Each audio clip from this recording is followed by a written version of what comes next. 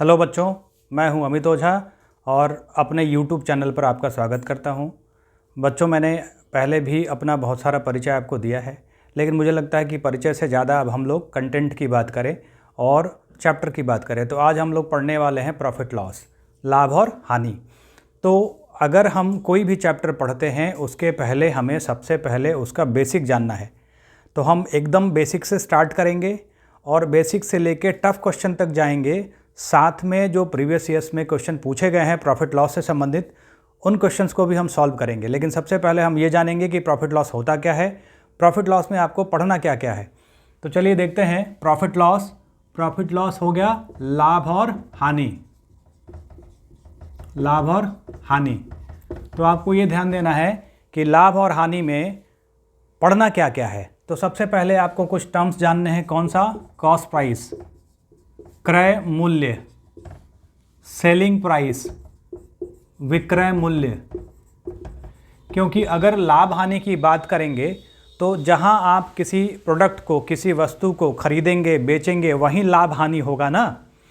तो आपको देखना है कि कॉस्ट प्राइस क्या है, सेलिंग प्राइस क्या है, और तब कंपेयर करना है कि आपको प्रॉफिट हो रहा है या लॉस हो रहा है।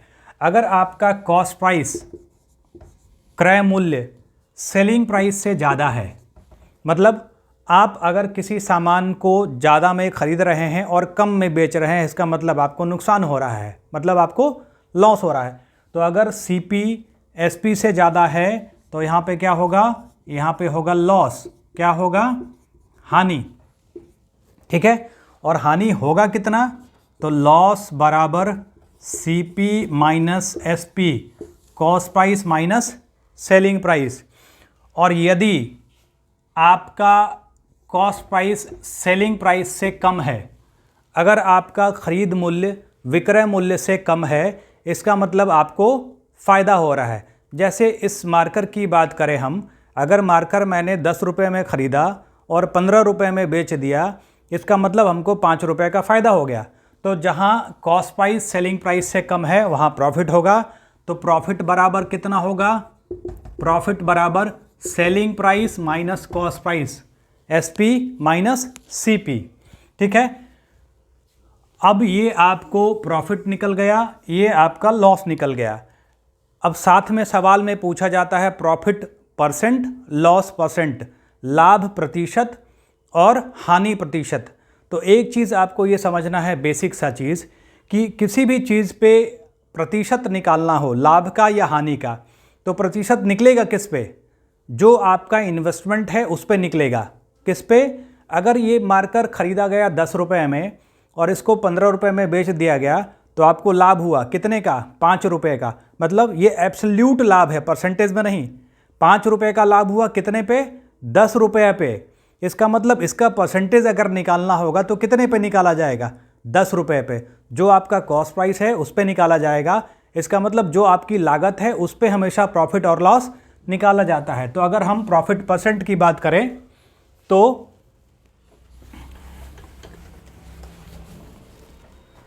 प्रॉफिट परसेंट किस पे निकलेगा? कॉस्ट प्राइस पे। तो profit by CP into 100, profit percent हो गया। और अगर लॉस परसेंट की बात करें तो लॉस परसेंट बराबर loss by CP into 100, loss percent हो गया। सिर्फ ये ध्यान रखिएगा कि लाभ का प्रतिशत या हानि का प्रतिशत निकलेगा हमेशा किस पे? कॉस्ट प्राइस पे। क्योंकि जो आपकी लागत है उसी पे लाभ का प्रतिशत, उसी पे हानि का प्रतिशत निकाला जाएगा। क्लियर है?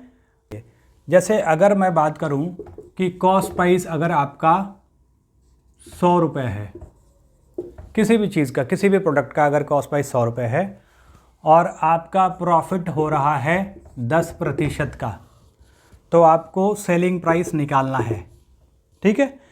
अब सेलिंग प्राइस निकालना है कि सेलिंग प्राइस कितना होगा, तो समझिए ये प्रॉफिट दिया हुआ है परसेंटेज में कितना? 10%। तो प्रॉफिट बराबर 10% ऑफ किसका? मैंने अभी बताया कि प्रॉफिट हो या लॉस हो, किसका निकलेगा? कॉस्ट प्राइस पे। तो 10% ऑफ 100। ठीक है। और मैंने पिछले वीडियो में परसेंटेज में बताया था आपको परसेंटेज के बारे में, आप वहाँ जाके देखिए। और नहीं तो आपको पता है कि परसेंटेज का मतलब होता है क्या? और मैंने परसेंटेज के वीडियो का लिंक इस वीडियो के डिस्क्रिप्शन में शेयर कर दिया है। तो परसेंटेज का मतलब होता है कितना, 100 पर। तो 10% ऑफ 100 का मतलब 10/100 इंटू 100 कितना हो गया, 10 रुपीज़। इसका मतलब cost price 100 rupees, profit 10 rupees. तो सेलिंग प्राइस क्या होगा, तो सेलिंग प्राइस बराबर कॉस्ट प्राइस प्लस प्रॉफिट। क्योंकि अभी मैंने बताया कि अगर कॉस्ट प्राइस कम है, सेलिंग प्राइस ज़्यादा है तो प्रॉफिट हो रहा है। इट मीन्स अगर आपको सेलिंग प्राइस निकालना है तो जो प्रॉफिट हुआ उसमें कॉस्ट प्राइस को जोड़ दीजिए, निकल गया सेलिंग प्राइस। तो कॉस्ट प्राइस 100 और प्लस प्रॉफिट 10, तो कितना हो गया, 110 रुपये आपका सेलिंग प्राइस हो गया। ये बेसिक मेथड है, किसी भी सवाल को आप इस मेथड से बनाएंगे निकलेगा ही निकलेगा, होना ही होना है। तो हमको सबसे पहले बेसिक समझना है। अब एक चीज़ समझिए, अगर हम ये मान लें कि कॉस्ट प्राइस 100 रुपीज़ दिया हुआ है, 10% का प्रॉफिट है, तो ये 100 रुपीज़ एब्सोल्यूट वैल्यू है ना किसी भी प्रोडक्ट का। अब इसको हम ये मान लें अगर कि ये जो 100 रुपीज़ है ये 100% है, क्योंकि कोई भी वैल्यू अपने आप में 100% होता है। तो अगर ये 100% है और इस पे 10% का प्रॉफिट हो रहा है, इसका मतलब आपका जो नया वैल्यू होगा एब्सोल्यूट वो कितना होगा, 110%। और ये जो नया वैल्यू है वो क्या होगा, सेलिंग प्राइस, क्योंकि इस 100% में जो 10% का प्रॉफिट है उसको हमने जोड़ दिया है। तो ये जो 110% है वो क्या है, वो सेलिंग प्राइस है। इट मीन्स अगर हम डायरेक्ट सेलिंग प्राइस निकालें तो किसका होगा, सेलिंग प्राइस होगा 110% ऑफ 100, 110% ऑफ कॉस्ट प्राइस। तो सेलिंग प्राइस कितना हो गया, 110/100 इंटू 100, कैंसिल कीजिए, कितना हो गया, 110 रुपीज़। तो इसको हम लोग आराम से सीधा सीधा इस शॉर्टकट से भी बना सकते हैं, लेकिन उसके पहले आपको ये बेसिक जानना ज़रूरी है। और एक चीज़ हमेशा याद रखिएगा, ये शॉर्टकट आता कहाँ से है, ये आता उसी बेसिक से है। अगर आपको बेसिक आता है तो शॉर्टकट अपने आप निकल जाएगा। बहुत सारे सवालों में आगे मैं आपको दिखाने वाला हूँ कि वो शॉर्टकट्स बेसिक से निकल जाएंगे और आपको पता भी नहीं चलेगा, पेन छूने की ज़रूरत नहीं है आपको, वैसे ही सॉल्व हो जाएगा। हम एक और एग्जांपल देखते हैं और अगर कॉस्ट प्राइस मान लेते हैं कि किसी प्रोडक्ट का कॉस्ट प्राइस है 400 रुपीज़, क्रय मूल्य किसी प्रोडक्ट का 400 रुपया है और उसका प्रॉफिट है 20% का। तो मैंने क्या कहा कि जो एब्सोल्यूट वैल्यू है उसको 100% मान लीजिए कि कोई भी वैल्यू अपने आप में 100% होता है। तो इस 400 रुपीज़ को अगर हमने 100% मान लिया, इट मीन्स कॉस्ट प्राइस कितना है 100%, प्रॉफिट कितना हुआ 20% का। इसका मतलब आपका सेलिंग प्राइस कितना होना चाहिए 100% और इसमें प्रॉफिट जुड़ जाएगा 20%, 120%। तो 100 और 120, तो 120%, 120% ऑफ कॉस्ट प्राइस, और कॉस्ट प्राइस कितना है 400। तो कितना हो गया 120/100 और गुना 400, कैंसिल कीजिए, कितना हो गया 12 इंटू 4, 12 चौके 48, 480 रुपया हो गया सेलिंग प्राइस। और नहीं तो बेसिक से जाएंगे तो 400 रुपया क्रय मूल्य है, 20% का प्रॉफिट है, तो पहले प्रॉफिट निकालेंगे कि 400 का 20% कितना होगा, उसके बाद उसको सेलिंग प्राइस में जोड़ देंगे। तो ये चीज़ें आगे आपको काम आने वाली हैं। जो टफ क्वेश्चंस आएंगे, जो लंबे लंबे क्वेश्चंस आएंगे, वहाँ पे इनको हम इस्तेमाल करने वाले हैं। तो आपको बेसिक चीज़ें ये जाननी है, क्रय मूल्य, विक्रय मूल्य, cost price, selling price, profit, loss, profit percent, loss percent. दूसरी बात ये कि प्रॉफिट लॉस को अच्छे से समझने के लिए आपको परसेंटेज का आना ज़रूरी है।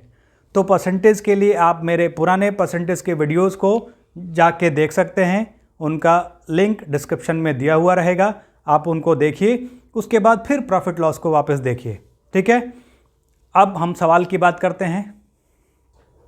चलिए अब क्वेश्चन देखते हैं। क्वेश्चन कहता है कि 20 वस्तु का क्रय मूल्य 25 वस्तु के विक्रय मूल्य के बराबर है।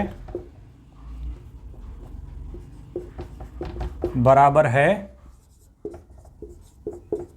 तो लाभ या हानि प्रतिशत ज्ञात करें।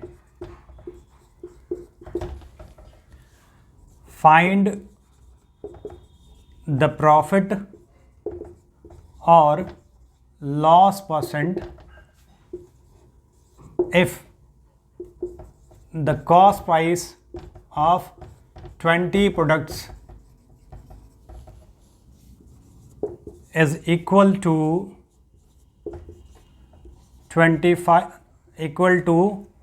selling price of 25 products। ठीक है, अब एक चीज़ समझिए, इसमें बहुत सिंपल सवाल है, एकदम स्टार्टिंग से बेसिक से हम लोग चल रहे हैं। अब देखिए, ये सवाल पूछा भी गया है कई एग्जाम्स में, बहुत जगह मिलेगा आपको, देख लीजिएगा। समझिए एक बात इसमें कि सीधा सा मतलब है, कह रहा है कि 20 वस्तु का क्रय मूल्य, cost price of 20 products is equal to the selling price of 25 products. तो हमको देखना है कि भाई कॉस्ट प्राइस कितने का, 20 वस्तु का क्रय मूल्य जो है, हम ये मान लेते हैं कि 20 वस्तु का क्रय मूल्य निकालना है, तो मान लेते हैं कि एक वस्तु का क्रय मूल्य, एक प्रोडक्ट का कॉस्ट प्राइस, सपोज कीजिए 1 रुपया, जो मर्जी वो मान लीजिए, कोई फर्क नहीं पड़ता, मैंने माना 1 रुपया। तो अगर 20 प्रोडक्ट का कॉस्ट प्राइस, एक प्रोडक्ट का कॉस्ट प्राइस 1 रुपया है, तो 20 प्रोडक्ट का कॉस्ट प्राइस कितना होगा, 20 रुपया। अब ये कहता है कि जितना 20 प्रोडक्ट का कॉस्ट प्राइस है उतना ही 25 प्रोडक्ट का सेलिंग प्राइस है। इसका मतलब सेलिंग प्राइस कितने प्रोडक्ट का, 25 प्रोडक्ट का कितना है, जितना 20 प्रोडक्ट का कॉस्ट प्राइस है। मतलब 20 वस्तु को खरीदने में जितना पैसा लगा, उतने ही पैसे में हमने 25 वस्तु को बेच दिया। मतलब कितना, 20 रुपया। 20 वस्तु का क्रय मूल्य जितना है उतना ही 25 वस्तु का विक्रय मूल्य है। सेलिंग प्राइस है उतना ही जितना कॉस्ट प्राइस है 20 प्रोडक्ट का।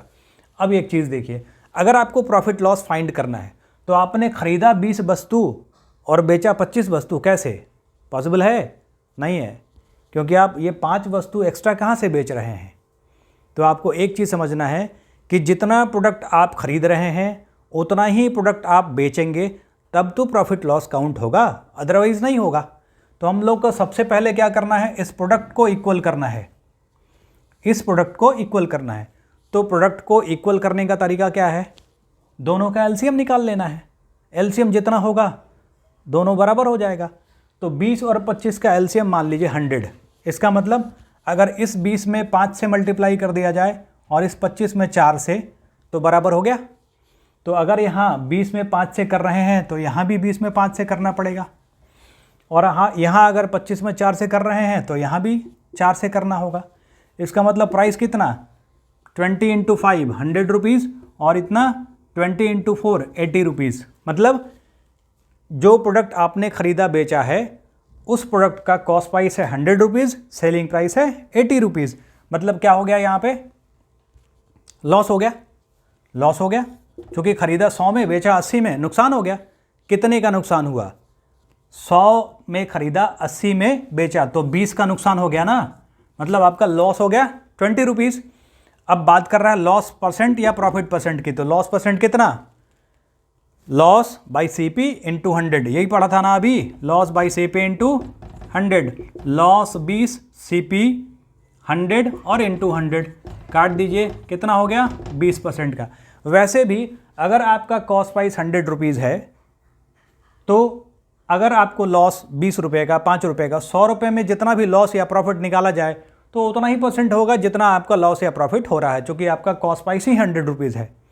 दूसरी बात ये, एक चीज़ आप वैसे ही समझिए, कह रहा है कि 20 वस्तु को जितने में ख़रीदा गया उतने में 25 वस्तु बेचा गया। मतलब हम जितने में 20 वस्तु खरीद रहे हैं उतने में 25 वस्तु बेच रहे हैं। सीधा सा मतलब है नुकसान हो रहा है, कितने का, 5 वस्तु का।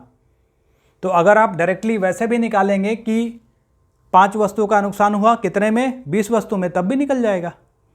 लेकिन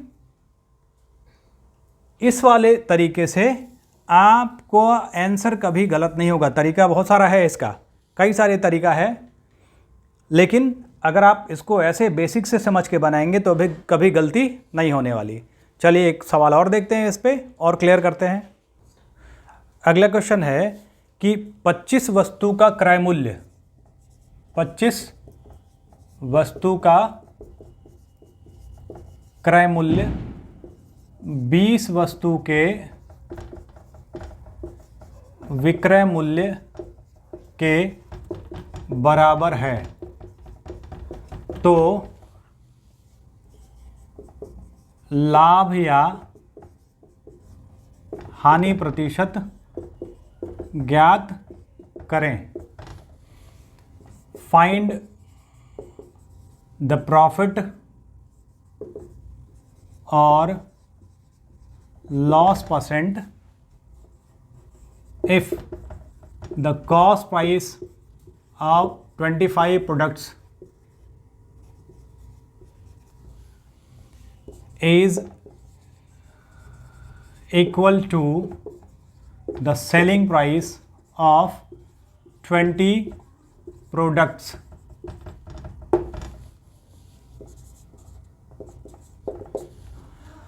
अब देखिए ये कह रहा है कि 25 वस्तु का क्रय मूल्य 20 वस्तु के विक्रय मूल्य के बराबर है। मतलब आपने जितने में 25 वस्तु खरीदा है उतने में आपने 20 वस्तु बेच दिया। सीधा सा मतलब समझिए कि अगर 25 वस्तु आपने 25 रुपये में ख़रीदा तो 25 रुपये में आपने 20 वस्तु बेच दिया। इसका मतलब क्या हो रहा है? फ़ायदा, प्रॉफिट हो रहा है, क्योंकि जितने में आपने 25 वस्तु खरीदा उतने में 20 वस्तु बेच दिया, मतलब सीधा सीधा फ़ायदा हो रहा है आपको। तो फिर क्या करेंगे भाई, कॉस्ट प्राइस कितने का? 25 प्रोडक्ट का कॉस्ट प्राइस 20 प्रोडक्ट के सेलिंग प्राइस के बराबर है। 25 प्रोडक्ट का कॉस्ट प्राइस 20 प्रोडक्ट के सेलिंग प्राइस के बराबर है। मैंने पहले क्या माना, 1 रुपया, तो 25 प्रोडक्ट का कॉस्ट प्राइस कितना हो गया? एक प्रोडक्ट का कॉस्ट प्राइस 1 रुपया है, तो 25 प्रोडक्ट का कॉस्ट प्राइस कितना? 25 रुपया। और ये जो 25 वस्तु का क्रय मूल्य है वो 20 वस्तु के विक्रय मूल्य के बराबर है। मतलब ये जो 25 रुपया है वो 20 वस्तु का विक्रय मूल्य है। मैंने कहा इसको इक्वल करना है, तो 20 और 25 का एलसीएम 100, तो इसको 4 से मल्टीप्लाई कीजिए, इसको 5 से कीजिए, तो इसको भी 4 से करेंगे, इसको भी 5 से करेंगे। एकदम मजदूर की भाषा में समझिए, यहाँ अगर 4 से किया तो पूरे लाइन में 4 से मल्टीप्लाई, चाहे जितना भी संख्या दिख जाए। यहाँ 5 से किया तो पूरे लाइन में 5 से। अब आपको देखना है 25 गुना 4 100 और 25 गुना 5 125। मतलब इस 25 वस्तु का क्रय मूल्य है 100 रुपया और ये 20 वस्तु का विक्रय मूल्य है 125 रुपया। मतलब यहाँ आपको फ़ायदा हो रहा है कितने का? 25 रुपये का फ़ायदा हो रहा है। कितने पर फ़ायदा हो रहा है? 100 रुपये पर 25 रुपये का फ़ायदा। इसका मतलब प्रॉफिट परसेंट अगर निकालना होगा तो कितना हो जाएगा? 25%। चूँकि आपका कॉस्ट प्राइस 100 रुपीज़ है इसलिए इसका प्रतिशत भी 25 ही होगा। अगर ये कुछ और होता तो हम लोगों को ये सॉल्व करना पड़ता, प्रॉफिट परसेंट बराबर प्रॉफिट बाई CP इंटू 100, लाभ बटा क्रय मूल्य गुना 100। क्लियर है? चलिए और एक अलग टाइप के सवाल को दिखाता हूँ आपको कि फिर उसको कैसे करेंगे। चलिए अगला सवाल कहता है कि एक व्यक्ति 15 रुपये में 12 संतरे खरीदता है, उसे 14 रुपये में 10 के भाव से बेच देता है, तो लाभ या हानि प्रतिशत ज्ञात करें। A man buys 12 oranges in 15 rupees and sells 10 oranges in 14 rupees, then find the profit और लॉस परसेंट। मतलब ये है कि यहाँ एक व्यक्ति के द्वारा कितना प्रोडक्ट खरीदा गया है, कितने रुपए में खरीदा गया है ये भी दिया गया है, और कितना प्रोडक्ट कितने रुपए में बेचा गया है ये दोनों दिया गया है। जैसे पिछले सवाल में ये चीज़ें नहीं दी गई थी कि कितने रुपए में ख़रीदा गया, सिर्फ प्रोडक्ट दिया गया था कि 25 प्रोडक्ट खरीदा और 20 प्रोडक्ट बेचा। यहाँ क्या है कि यहाँ दोनों चीज़ें दी हुई हैं, तो हम लोग को फिर वही देखना है कॉस्ट प्राइस कितने प्रोडक्ट का। एक व्यक्ति 12 संतरे खरीदता है, तो 12 संतरा खरीदा कितने में? प्राइस 15 रुपये में, और बेचा 10 संतरा 14 रुपये में, 10 संतरा 14 रुपये में। अब आपको देखना है कि 12 संतरा ख़रीदा है 15 रुपये में, 10 संतरा बेचा है 14 रुपये में। तो हम लोग को सबसे पहले क्या करना है कि इस प्रोडक्ट का, इस संतरे का जो क्वांटिटी है वो इक्वल करना है। तो 12 और 10 को इक्वल करने के लिए दोनों का एलसीएम निकालेंगे। तो दोनों का एलसीएम या लघुत्तम 12 और 10 का आप निकालेंगे तो मिलेगा कितना, 60। तो 60 बनाने के लिए 12 को 5 से गुना करना पड़ेगा, 10 को 6 से। तो इसको भी 5 से गुना करना पड़ेगा और इसको 6 से। तो 15 गुना 5 75 और 14 गुना 6 84। अब मतलब ये कि जो संतरा ख़रीदा गया था वो 75 रुपीज़ में, 75 रुपये में ख़रीदा गया और उसको 84 रुपये में बेचा गया, 84 रुपीज़ में बेचा गया। मतलब जो कॉस्ट प्राइस है वो 75, सेलिंग प्राइस 84, ज़्यादा है सेलिंग प्राइस। मतलब क्या हो रहा है, प्रॉफिट हो रहा है। तो अब प्रॉफिट हो रहा है कितने का, 75 रुपये का सामान 84 रुपये में बेच दिया, 75 रुपीज़ का प्रोडक्ट 84 रुपीज़ में बेचा गया। तो कितने का फ़ायदा, 9 रुपये का फ़ायदा। अब आपसे पूछा प्रॉफिट परसेंट निकालिए, निकाल दीजिए प्रॉफिट परसेंट। प्रॉफिट परसेंट बराबर प्रॉफिट बाई सीपी और इंटू 100। सॉल्व करना है, 25 से 3 बार में 75, 25 से 4 बार में 3 तिहाई 9, कितना हो गया 12%। इसका मतलब प्रॉफिट परसेंट कितना होगा, 12% का। क्लियर है, बिल्कुल सिंपल है, सीधा है। आप उसको बेसिक से चलेंगे, इजीली बनेगा, कहीं कोई टेंशन नहीं है। फिर जैसे जैसे टफ सवाल आएंगे इसको हम लोग माइंड में ही सॉल्व करेंगे। चलिए एक और सवाल देखते हैं। चलिए अगला सवाल कहता है कि एक व्यक्ति 10 रुपये में 12 संतरे खरीदता है और उसे 12 रुपये में 10 के भाव से बेच देता है, तो लाभ या हानि प्रतिशत ज्ञात करें। A man buys 12 oranges in 10 rupees and sells 10 oranges in 12 rupees, then find the profit और लॉस परसेंट। चले तो फिर वैसे ही करेंगे। कॉस्ट प्राइस, कितना संतरा खरीदा 12, तो यहाँ प्रोडक्ट 12। सेलिंग प्राइस, कितना संतरा बेचा 10, 12 संतरा खरीदा कितने में, 10 रुपये में, और 10 संतरा कितना बेचा 12 रुपये में। तो क्या करना है, इसको इक्वल करना है 12 और 10 को। तो 12 10 का एलसीएम 60। तो 12 इंटू 5 10 इंटू 6, तो ये 10 इंटू 5 12 इंटू 6, तो क्या हो गया 50 और 12 गुना 6 72, 72।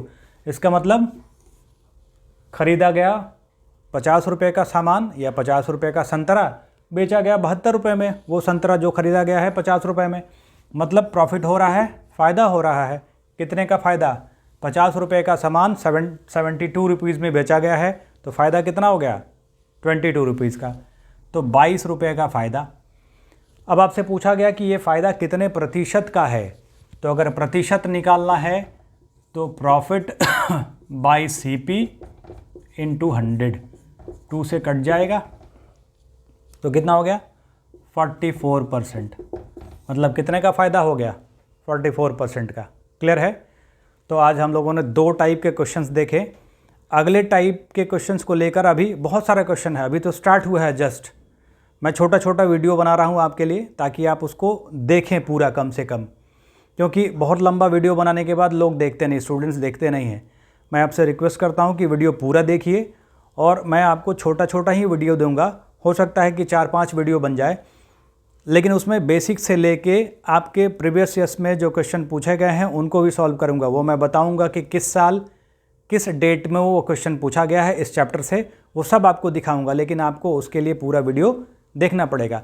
तो अगले फिर सवाल को लेकर मैं अगले वीडियो में फिर आपके सामने उपस्थित होऊंगा। तब तक आप इसको पढ़ें और अपने आप को मेहनत के लिए तैयार करें।